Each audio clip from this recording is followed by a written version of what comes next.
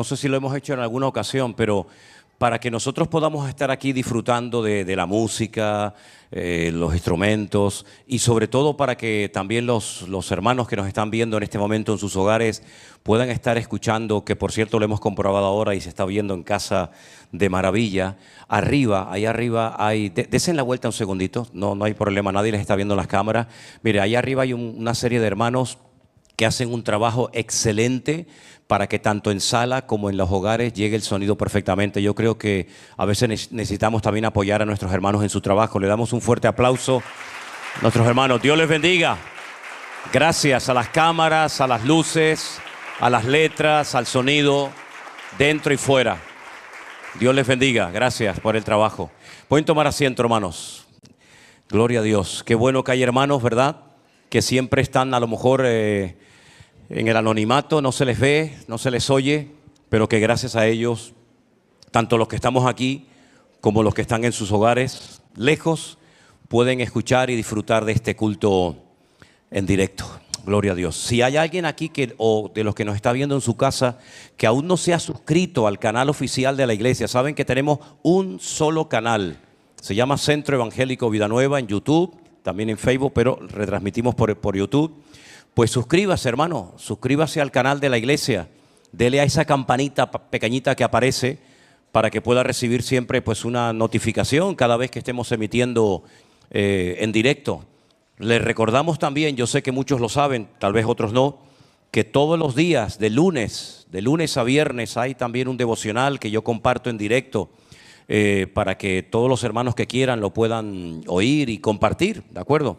Y si por ahí ven algún canal que no tiene nada que ver con Centro Evangélico Vida Nueva, pero que se hace pasar por mí o se hace pasar por el ministerio, hay que decirlo automáticamente, porque hay gente a veces inconversa, gente que no son cristianos, que clonan canales, para su conveniencia, pero con el cuento de que quieren que la palabra de Dios corra.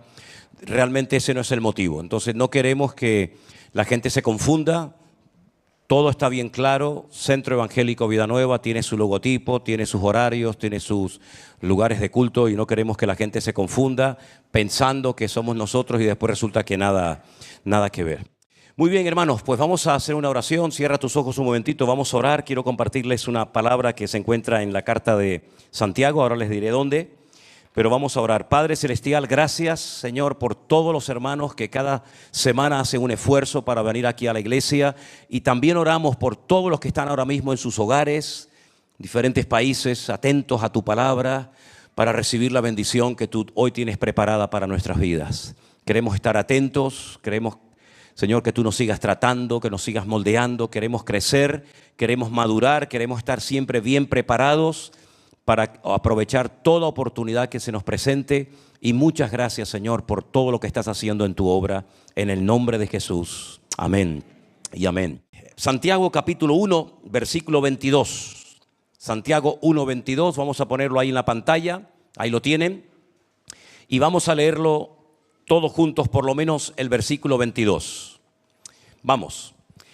Pero sed hacedores de la palabra y no tan solamente oidores, engañándoos a vosotros mismos. Vamos a leerlo otra vez, por favor, más fuerte. Pero sed hacedores de la palabra y no tan solamente oidores, engañándoos a vosotros mismos. Escuchen.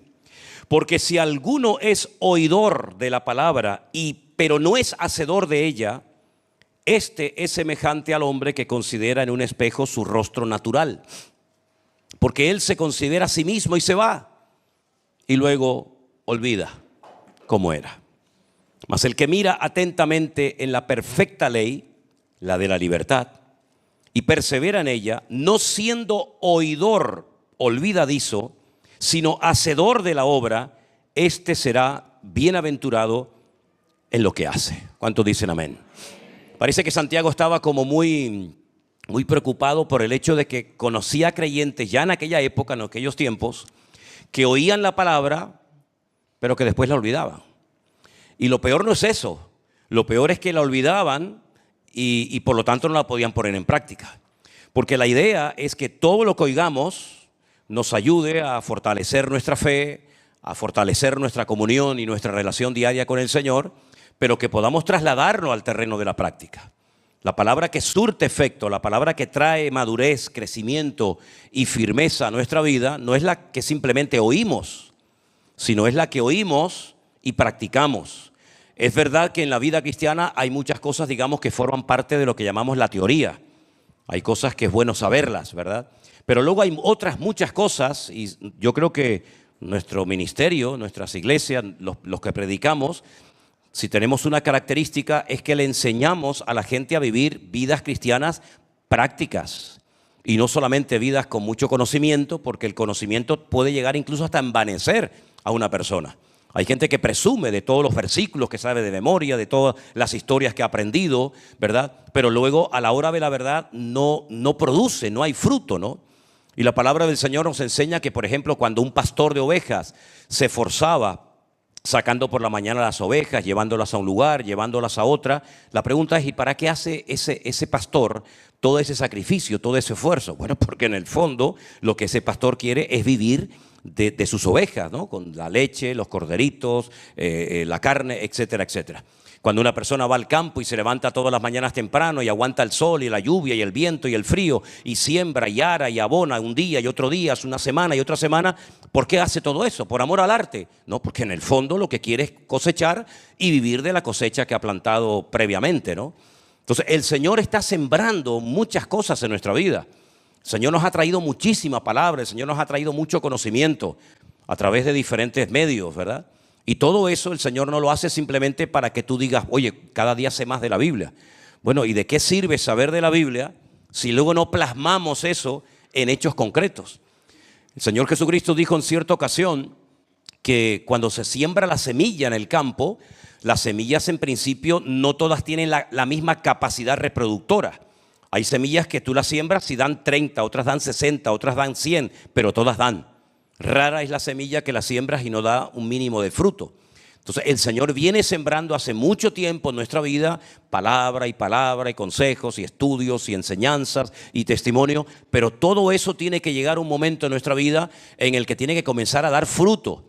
Y la Biblia dice que una planta, que un árbol que se plantó con mucha ilusión, con mucho cariño, con mucho esfuerzo y está inutilizando la tierra y haciéndole perder el tiempo al que la cuida, al labrador, dice que lo que hacen es que lo cortan y lo tiran al fuego y sirve de leña por lo menos. Pero la planta que da fruto la podan, la limpian, la cuidan para que dé aún más fruto todavía, ¿verdad? Entonces vemos que cuando se produce una poda no es para hacerle daño a la planta o al árbol, sino es para que siga dando fruto y aún más, y no solamente en cantidad, sino también en calidad. Porque nosotros tenemos que ser creyentes de calidad y de cantidad, espiritualmente hablando, ¿verdad? Así es que lo que nos dice la palabra de Dios es que tenemos que ser hacedores y no simplemente oidores y para colmo, oidores olvidadizos. Por ejemplo, en la palabra de Dios vamos a leer ahora algunos pasajes del Evangelio según San Juan, algunos personajes que fueron transformados por el poder del Señor Jesucristo. Por ejemplo, en el Evangelio según San Juan, como ustedes saben, en muchas ocasiones yo he dicho que solamente usted va a encontrar 7 milagros. Él los llama señales, ¿vale? Porque indican algo importante que hay que tener en cuenta en cuanto a la personalidad, en cuanto a la esencia, en cuanto al ministerio del Señor Jesucristo. Esos milagros o señales son los que encontramos en el capítulo 2, capítulo 4, capítulo 5. Hay 2 en el capítulo 6, 1 en el 9 y 1 en el 11. En el capítulo 5 del Evangelio según San Juan, vengan conmigo, San Juan capítulo 5, encontramos la historia del famoso paralítico del estanque de Betesda. El estanque de Betesda se puede visitar hoy en día, por supuesto no ha cambiado de lugar, sigue estando allí. De hecho es uno de los lugares que siempre llevamos a los grupos cuando viajamos a Israel. Ahora Dios mediante, cuando vayamos en el mes de noviembre, volveremos a llevar a los grupos. Y en el capítulo 5 se relata la historia de algo que ocurrió en ese lugar. El estanque de Betesda era un lugar donde se habían congregado muchísimas personas con enfermedades terribles. Dice que llegaron a ser una enorme multitud, porque se había corrido el rumor, la leyenda, la idea de que un ángel, no hay constatación bíblica ni extrabíblica de lo que estamos contando, pero se había corrido el rumor de que un ángel de vez en cuando, no sabemos con qué frecuencia, descendía al estanque, movía el agua y el primero que se metía en el agua quedaba sano. Ya el segundo ya llegaba tarde. El Señor Jesucristo un día visita ese estanque de Betesda y en el capítulo 5 encontramos esta historia. Voy a leer a partir, por ejemplo, del versículo 6. Cuando Jesús lo vio acostado al paralítico de Betesda, supo que llevaba ya mucho tiempo y le dijo: ¿quieres ser sanado? Pregunta interesante, ¿verdad? ¿Quieres ser sanado? Señor, le respondió el enfermo, no tengo quien me meta en el estanque cuando se agita el agua, y entre tanto que yo voy, otro desciende antes que yo. Jesús le dijo: levántate, toma tu lecho y anda. Y al instante aquel hombre fue sanado y tomó su lecho y anduvo, y era día de reposo. Entonces los judíos le dijeron a aquel que había sido sanado: es día de reposo, no te es lícito llevar tu lecho. Los judíos habían añadido un montón de mandamientos, un montón de preceptos humanos, y uno de los mandamientos consistía en que la gente no podía llevar ningún tipo de carga, ningún tipo de bulto en el día de reposo. Y él le dice a esos que le están censurando: el que me sanó, él fue el que me dijo, toma tu lecho y anda. Versículo 12. Entonces le preguntaron: ¿quién es el que te dijo, toma tu lecho y anda? Y el que había sido sanado no sabía quién fue, porque Jesús se había apartado de la gente que estaba en aquel lugar. Después le halló Jesús en el templo, ya no en el estanque, ahora está el hombre en el templo. Y le dijo: mira, has sido sanado, no peques más para que no te venga alguna cosa peor.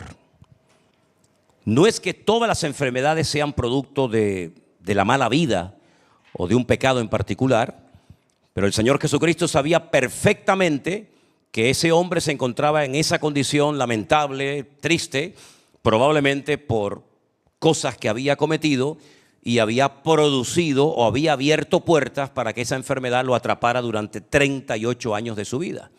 El Señor Jesucristo le ha cambiado la vida, le ha dado una oportunidad, le ha dado una vida nueva, pero cuando se lo encuentra al día siguiente en el templo dice: mira, ándate con ojo, porque yo te he sanado. Todavía siguen habiendo un montón de enfermos en el estanque de Betesda y de todos los que había, te sané a ti. Pero ándate con ojo y no vuelvas a pecar para que no te venga una cosa peor encima. No sabemos lo que había hecho este hombre, pero estoy seguro que cuando él oyó al Señor Jesucristo decirle: no hagas otra vez lo mismo para que no te venga otra cosa peor encima, el hombre entendió y captó perfectamente el mensaje. ¿Qué es lo que yo saco como conclusión de esta palabra, de esta entrevista entre Jesús y el paralítico? Hermanos queridos, si el Señor a todos y a cada uno de los que estamos aquí y muchos que están en el hogar viéndonos, hemos sido transformados por el poder de Dios. El Señor ha roto nuestras ataduras espirituales, nos ha sanado, nos ha liberado incluso. No volvamos otra vez atrás, no sea que nuestro postrer estado, como dice la Biblia, venga a ser peor que el primero. Es decir, aproveche esta vida nueva que tiene ahora en Cristo Jesús, no mire atrás, porque la palabra de Dios nos cuenta la historia de aquella famosa mujer, la mujer de Lot, que dice la Biblia que por mirar atrás se quedó convertida en una estatua de sal. Entonces el Señor nos ha dado a todos nosotros una gran oportunidad de conocer la verdad. La verdad, como vamos a leer ahora, nos ha hecho libres. Pero no vuelva usted otra vez a enredarse en las cosas que practicaste o creíste, no sea que no vuelvas al mismo estado en el que tú estabas antes de conocer al Señor, sino que vuelvas a un estado peor del que estabas anteriormente de conocer al Señor. Amén, hermanos. Entonces es muy importante que cuando oímos la palabra y viene una oportunidad en nuestra vida, la aprovechemos para no volver otra vez a caer en lo mismo. Seguimos en el Evangelio de Juan, nos vamos al capítulo 8, donde ahora es una mujer. Hemos visto el testimonio de un hombre. En el capítulo 8 del mismo libro de San Juan, versículo 1, una historia muy interesante que dice así: Jesús se fue al monte de los olivos y por la mañana volvió al templo y todo el pueblo vino a él y sentado él les enseñaba. Entonces los escribas y los fariseos le trajeron una mujer sorprendida en adulterio y poniéndola en medio le dijeron: maestro, esta mujer ha sido sorprendida en el acto mismo de adulterio. Y yo siempre me he preguntado si la sorprendieron, como decimos vulgarmente, con las manos en la masa, y en el mismo momento que estaba cometiendo ese pecado, ¿por qué no lo trajeron también a él? ¿Por qué la traen solamente a ella? Vete tú a saber si uno de los que la trajo estaba allí, ¿no? En nuestra ley mandó Moisés que tenemos que apedrear a estas mujeres. ¿Tú qué dices? Claro, no se olviden que la palabra de Dios dice que la ley de Dios es perfecta y para poder cumplir la palabra de Dios uno tiene que ser perfecto. Si no eres perfecto, ¿de qué estamos hablando? La ley era como una especie de espejo que reflejaba la cruda realidad del ser humano, enfocándole y diciéndole, tú no puedes cumplir con esta ley, porque esta ley para cumplirla tienes que ser santo y perfecto, y ustedes ni son santos ni son perfectos. Es como una especie de humillación, decir, ¿quieres cumplir con una ley perfecta que es la ley de Dios? No la vas a poder cumplir. Mas esto decían tentándole para acusarle, pero Jesús, inclinado en el suelo, escribía en tierra con el dedo. Y como insistían en preguntarle, se enderezó y les dijo, el que de vosotros esté sin pecado, sea el primero en arrojar la piedra contra ella. Tanto insisten, tanto daño quieren hacer al prójimo, ok, pues examina tu corazón para ver si realmente tú estás en una condición óptima para cumplir con este mandamiento. Y resulta que inclinándose de nuevo hacia el suelo, siguió escribiendo en tierra. Pero ellos, al oír esto, acusados por su conciencia, salían uno a uno, comenzando desde los más viejos hasta los más jóvenes o postreros. Y quedó solo Jesús y la mujer que estaba en medio. Enderezándose Jesús y no viendo a nadie, sino a la mujer, le dijo, mujer, ¿dónde están los que te acusaban? ¿Ninguno te condenó? Ella dijo, ninguno, Señor. Entonces, ¿qué le dijo el Señor? Léalo conmigo. Ni yo te condeno. Vete y no peques más. Es decir, ella aprendió lo que es el perdón. Yo he sido perdonada. Y ahora el Señor te dice, así como tú has sido perdonada, vete, no vuelvas a pecar otra vez, sino aprovecha los beneficios de ese perdón, de esa gracia sobrenatural de Dios sobre tu vida, y no vuelvas otra vez a cometer el mismo pecado, porque hoy te has librado, mañana tal vez te maten estos a pedradas a ti, porque con ganas se quedaron. Así que mis queridos hermanos, por eso el Señor al tema del perdón le da tanta importancia. Incluso en el Padre Nuestro llegó a decirnos o a enseñarnos, y perdona nuestras deudas, así como también nosotros perdonamos a nuestros deudores. Y también dijo acerca del perdón, y si tu hermano viene contra ti a pedirte un montón de veces a lo largo del día, perdóname, perdóname, perdóname. Y dijo Pedro, Señor, ¿cuántas veces? Hasta 70 veces. Digo, hasta 70 veces 7, le dijo el Señor. Y contó aquella parábola de aquel que se le perdonó una deuda impresionante, imposible de pagar, y luego se entera de que este que sale le está estrangulando y oprimiendo a uno que le debía algo insignificante, y el Señor le dice, parece mentira, te han perdonado a ti una fortuna increíble, ahora sales tú y en vez de aplicar ese perdón que tú has recibido, resulta que te has convertido en un tirano y una persona sin escrúpulos y sin misericordia, ¿no? Es decir, que toda la palabra que aprendemos, sea la oración, sea sobre el Espíritu Santo, sea sobre la venida de Cristo, sea sobre cualquier tema de la Biblia, todo eso nos viene bien escuchar la teoría. Pero hermano, llegará el momento en el que usted tendrá que perdonar a alguien, ¿o no? Llegará el momento cuando usted eso que lee en la Biblia, te va a tocar hacerlo a ti. Perdonar, orar por alguien o cualquier otra cosa, y toda esa teoría, todo ese conocimiento que tú has ido adquiriendo en estos meses, en estos últimos años, pues te va a venir bien para saber cómo actuar coherentemente en ese momento en el que tú vas a tener que demostrarle al Señor si verdaderamente has aprendido o no has aprendido nada, si has madurado o no has madurado absolutamente nada. Todas las experiencias, no solamente el conocimiento, sino todas las experiencias que tú vayas adquiriendo a lo largo de tu peregrinar con el Señor Jesucristo, recuérdalas porque llegará el momento en el que tendrás que echar mano de ellas. ¿Se acuerdan ustedes cuando David fue a llevarle comida a sus hermanos que estaban en el campo de batalla? ¿Se acuerdan? Su padre le había dicho, ve y pregúntale a tus hermanos cómo se encuentran, cómo están, y llévales también algo de comida. La Biblia nos enseña que cuando él vio aquel problema que estaba atravesando el pueblo, el ejército en aquel momento, estando desafiados por aquel gigante terrible, aquel paladín filisteo, dice la Biblia que él se ofreció voluntario para ir a pelear contra él. Y Saúl, el rey, le dijo: pero si tú eres un muchacho, tú no tienes experiencia militar, tú no estás entrenado, tú no tienes armas. De hecho, quiso ponerle sus armaduras, ¿no? No le servían a él, se las querían casquetar al otro. Y David dijo: no, yo voy a ir en el nombre que siempre he utilizado para poder vivir hasta el día de hoy en victoria. He utilizado el nombre de mi Dios. Y en ese nombre, que parece ser que no lo conocían en aquel momento o no lo estaban utilizando adecuadamente, todo Israel sabrá hoy que nuestro Dios es el Dios que marca la diferencia. Y no le vamos a permitir, como dijo él en aquel momento, ¿no?, a este filisteo incircunciso que venga aquí, que nos esté amargando la vida. Y yo le cortaré la cabeza y las aves del cielo comerán de sus carnes. Y uno oye hablar a aquel y dice: pero ¿de dónde ha salido? ¿De dónde ha salido este mocoso, no? Y entonces es cuando él dice: es que para mí el gigante Goliat no es nada. No solamente porque el grande y el gigante es mi Dios, sino que yo tengo una experiencia tal vez no militar, pero yo como pastor me he tenido que enfrentar con leones. ¿Hay alguien aquí que haya alguna vez peleado contra algún león? Hoy en día está prohibido, pero cuando íbamos a Kenia, cuando fuimos unas cuantas veces a Kenia, los Masái, para pasar de niño a hombre, se tenían que ir solos a la selva a matar a un león. ¿Y tú sabes lo que es mandar a un muchacho de 13, 14 o 15 años a matar a un león? Hermano, yo no voy ni con 50. Yo no voy ni con una metralleta. Y estos tenían que ir y no volvían hasta que no se traían la cabeza del león o la piel del león, porque entonces no los consideraban un hombre. Ya hoy en día está prohibido, ¿no?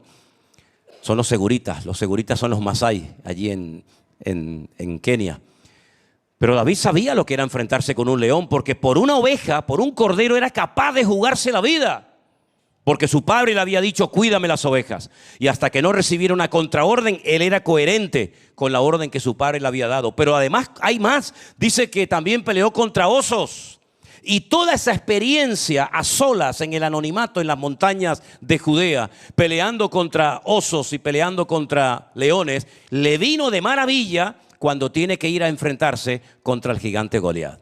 Es decir, que todas tus experiencias, todo el conocimiento, toda tu trayectoria en el Señor, llegará el momento cuando tú tendrás que echar mano de todo eso y llegará el momento de tu oportunidad, y entonces ahí te demostrarás a ti mismo y lógicamente también a los demás si verdaderamente tu vida es una vida madura o es una vida de simplemente teorías, opiniones y muchos buenos deseos, pero realmente eres un hacedor y no solamente un oidor de la palabra. ¿Cuántos dicen amén?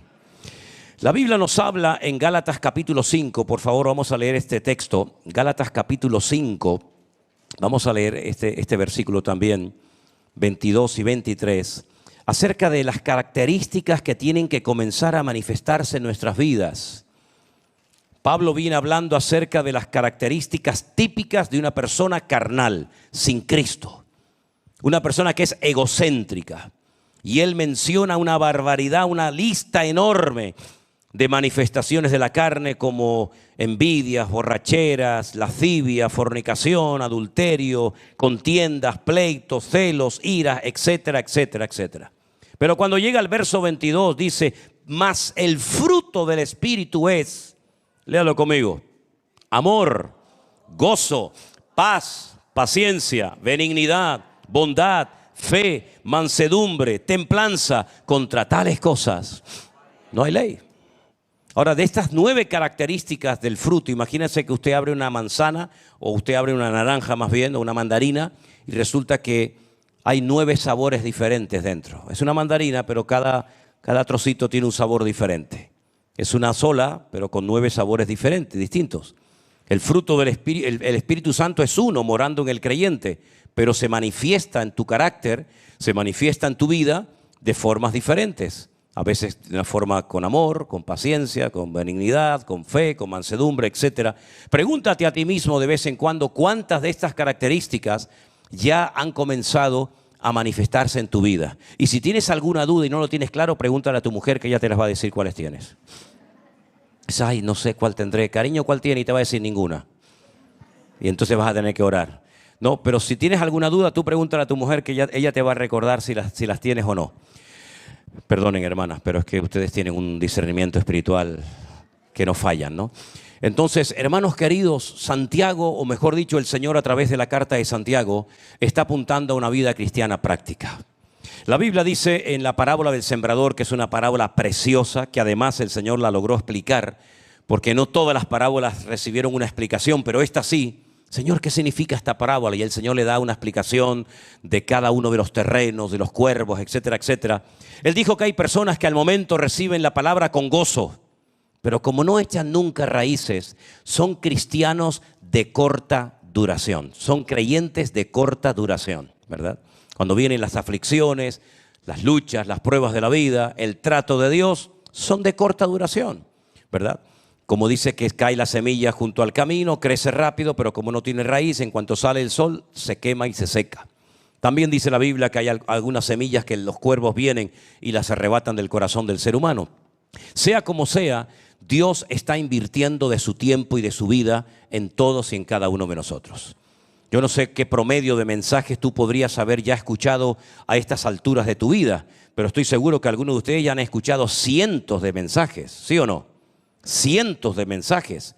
Pero no es simplemente escuchar lo que transforma, sino es escuchar y ponerlo en práctica. Mira, este púlpito que está aquí siempre ha sido el mismo. Nunca hemos cambiado de púlpito en la iglesia. A mí se me ocurrió, cuando comenzamos a hacer los cultos en esta congregación, hacer un púlpito de metacrilato como algo transparente, ¿verdad? Que no hay nada que se oculte. No porque esté en contra de que haya otro tipo de púlpito, ¿no? Pero yo quise que fuera como algo simbólico, ¿no? A lo que detrás del púlpito no se oculta nada, pueden ver todo lo que hay. Y ha escuchado todos los sermones en esta iglesia. Todas las personas que en este culto, en esta iglesia, en este púlpito han predicado, este púlpito ha estado siempre aquí. Pero no ha crecido, no ha cambiado, sigue siendo exactamente igual. Porque simplemente, de una forma metafórica, ha oído, pero no ha puesto en práctica la palabra. No seas como el púlpito de la iglesia. Dile al que está a tu lado, díselo un momentito, esto es bueno que se lo diga. No seas como el púlpito de la iglesia, ¿oíste? No seas como el púlpito de la iglesia, que oye y no cambia porque no pone en práctica la palabra. Eso nos puede pasar a nosotros, hermanos queridos. Mira, el Señor Jesucristo tuvo, como saben ustedes, al principio llegó a tener 70 discípulos. No sabemos el nombre de los 70.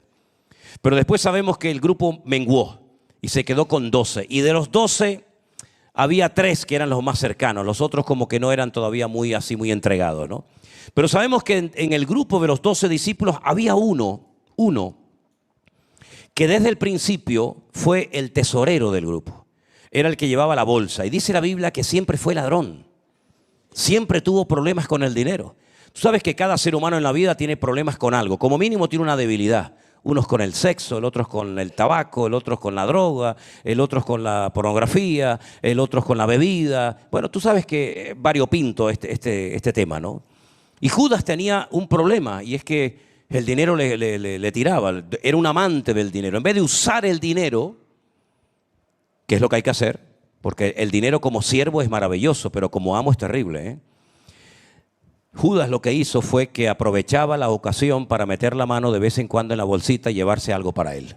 Así que si alguien pasaba por allí, oye, mira, una ofrenda para que sigan viajando, para que coman, para el maestro y tal. Ah, gracias, gracias. La metía, pero siempre sacaba algo para él. Como nunca dominó ese área de debilidad, lo que tú no dominas te terminará dominando. Estuvo 3 años con el Señor Jesucristo. Ahora yo les voy a hacer una pregunta y usted responda con toda honestidad. ¿A usted le hubiera gustado haber estado 3 años viajando noche y día con el Señor Jesucristo? Levante la mano. Eso es una pasada, ¿eh? Oírlo a Él personalmente, tocarlo, ver cómo respiraba, cómo caminaba, despertarte durante la noche y ver que lo tienes ahí acostado al lado tuyo. Voy a decir algo increíble, ¿no? Pues Él tuvo ese privilegio. Él vio cómo levantó a Lázaro de la tumba después de 4 días muerto, hermano. Judas estaba allí. Y él vio, porque él repartía los panes y los peces, y con un poquito comieron multitudes, miles, y sobró. Él vio a Jesús caminar por encima de las aguas, y a Pedro también. Él vio leprosos limpiados, él vio ciegos que recobraban la vista, vio al paralítico de Betesda, vio al endemoniado gadareno, que dice que vivía en los cementerios y lo amarraban con cadenas y las partía como si fueran de papel. Todo eso lo vio y escuchó las enseñanzas del Señor Jesucristo, Judas. ¿Qué pasó con él al final? Que su debilidad lo mató. Llegaron, le ofrecieron lo que él quería, porque el diablo conoce tu necesidad y conoce también tus tendencias y tus debilidades.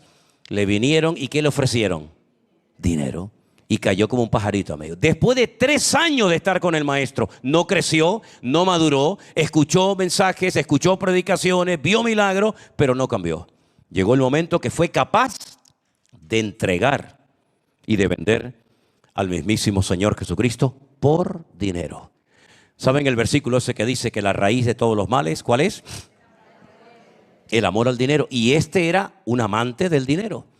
Al final, cuando ya tiene el dinero en la bolsa, siente un remordimiento de conciencia terrible y se va a entregar el dinero y no le hacen ni caso. Seguía el remordimiento de conciencia y en vez de irse a la cruz, que estaba cerca de allí, a pedirle perdón al Señor, que el Señor lo hubiera perdonado, no te quepa la menor duda, prefirió quitarse la vida. Y se ahorcó en un árbol y ni el árbol lo quería. Porque dice que el árbol, cuando lo vio que se colgó, se partió y cuando cayó al suelo todas las entrañas se le desparramaron por el suelo. Y cuando llevamos a la gente a Jerusalén, les digo, mira, vengan para acá, miren todo el monte verde. Verde, pinos, olivos, cipreses. Ven ese campo ahí seco, que no crece nada. Ahí fue donde Judas se ahorcó. Y no crece ni la hierba mala. Ni la hierba mala crece donde se ahorcó Judas. ¿Qué te parece? Entonces, mis queridos hermanos, ¿es importante oír la palabra? Claro que sí, es una bendición. Dice la Biblia que la fe viene por oír y por oír la palabra, pero no se olviden ustedes que lo que la Biblia quiere es que oigamos y que obedezcamos. Y en la medida en que tú obedezcas a la palabra, y estos últimos mensajes yo he estado hablando acerca de la importancia de la obediencia, eso es lo que va a traer grandes resultados a tu vida y lo que va a hacer de ti un gran hombre de Dios y una mujer de Dios con el paso del tiempo. Y termino con Juan capítulo 8, versículo 31. Vengan a este pasaje. Si quieren nos ponemos de pie un momentito todos, por favor, hermanos queridos. Juan capítulo 8, versículo 31. Miren estas palabras tan hermosas del Señor Jesucristo. Las leemos juntos, sí, ahí están. Dijo entonces Jesús a los judíos que habían creído en Él, fuerte: si vosotros permaneciereis en mi palabra, seréis verdaderamente mis discípulos. Y conoceréis la verdad, y la verdad os hará libres. Permanecer en la palabra, y eso va a traer libertad a tu vida. ¿Te sientes esclavo de algo o de alguien? ¿No está totalmente lleno tu corazón? ¿Hay insatisfacción todavía en tu vida? La Biblia dice que la verdad trae auténtica libertad a nuestra vida. Y ustedes saben que la expresión o la frase o la palabra en la Biblia, conocer, es mucho más profunda que en nuestro propio idioma. Conocer es intimar, ¿vale? Pueden ver, por ejemplo, muchos pasajes en la Biblia. Conoció Adán a Eva y Eva tuvo un hijo. Luego, conocer es mucho más que hola, hola, ¿qué tal? ¿Cómo estás? Es intimar, ¿verdad? Es llegar a una relación de intimidad. Y de esa relación de intimidad, pues nacen los hijos. Bueno, pues de una relación no superficial, no pasajera y fluctuante, ¿no? Sino de una relación profunda, de una relación genuina, de conocer verdaderamente al Señor, de ahí sale la libertad. La libertad que nos permite a nosotros no depender de nada ni de nadie. ¿Y sabes lo bonito que es levantarte por la mañana y no tener que darle vueltas a la cabeza a ver cómo consigo esto, a ver a quién le robo hoy, a ver a quién le como la cabeza hoy para buscarme la vida? ¿Sabes lo bonito que es vivir en la libertad gloriosa que Cristo obtuvo por nosotros en la cruz? Es una bendición indescriptible.